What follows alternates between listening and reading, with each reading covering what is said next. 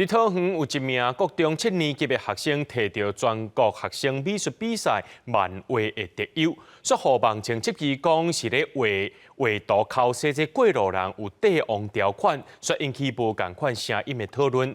教育部长潘文忠总算出声来甲这学生支持，伊是强调讲种项的依持也爱甲学生鼓励。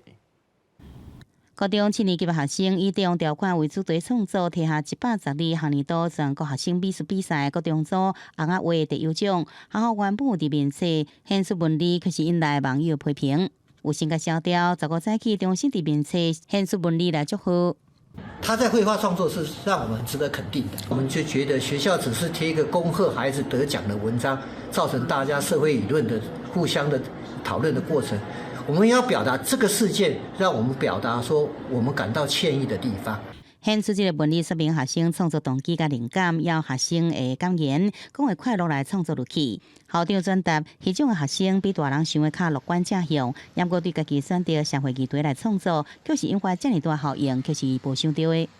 其实孩子真的不知道社会对议题的讨论要这么广述，或者对法条这么清楚。什么礼让或跟停让，或许是我们该教育他的，我们会跟他理解。 高中生红仔画学奖得到2种无同的讨论，教育部长潘文忠头一摆表示支持学生创作。潘文忠讲，对作品确实看到作者本身经由日常真有的观察，经由这个红仔画创意来呈现，也那种项是无立顿来这个问题。